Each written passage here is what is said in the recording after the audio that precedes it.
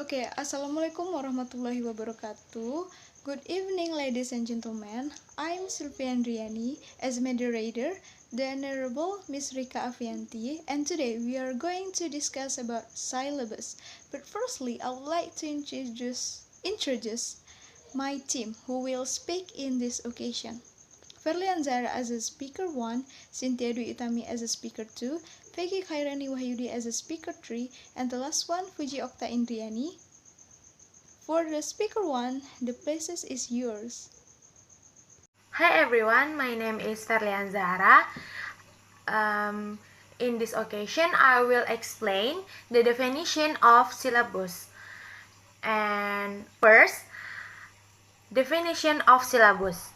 An outline or other brief statement of the main points of a discourse, the subjects of a course of lecturers, the content of the curriculum. A syllabus or specification is a document that communicates information about a specific course and defines expectations and responsibilities. What is syllabus? An example? Use syllabus in a sentence. The definition of syllabus is a summary of what will be covered in a course of study. An example of a syllabus is what a college professor hands out to his student on the first day of class. And what is the meaning of syllabus in education? A syllabus a requisite document for teaching in that it serves to outline the basic elements of a course, including what topics will be covered, a weekly schedule, and a list of tasks, assignments, and their associated weekly things. In many ways, the course syllabus functions as text itself for each course. My name is Cynthia Dwi Utami, and now my turn to explain the function of syllabus. There are some functions of syllabus that I will be explained. The first one is establish an early point of contact and connection between students and the instructors. Basically, students want more frequent interaction with faculty, right? Definitely. We can begin with communicate our availability by including basic information such as our name, our address, our telephone numbers, email address, office hours, or how to arrange a conference. And we can also include a page social biographical information, for instance, email address, or our address that will help us to learn students' name, their interests, and why they are in our class. We might use the information to develop a student's roster, including name, address, phone number, email, and others that is particularly useful for group work and work time out of class. We can include similar information about other important student contacts, the technicians, main office staffs, and the librarians if that's appropriate. This contact information will be useful in case plans change during the course of the term of the semester. The second function is help set the tone of our course. Our syllabus communicates much about our attitudes towards students and learning. The way in which we communicate with views helps students to understand whether our class will be conducted in a formal or informal manner. Communicating and opens to a question, concern, and dialogue begins with the syllabus. The third function is describes our beliefs about educational purposes. Basically, we can explain whether our course has a product of a process orientation and how that determines our expectation of students. Explain how we have set our agenda for the course, how the course structure reinforces goals and objectives, how the activities and assignment will help them to meet both product and process goals. We might describe learning strategies and technique we will use and use rational use using for them. We can make explicit how to criteria and standards for both their work process and products, and we have to know the work progress and products are aligned with core goals. Thank you.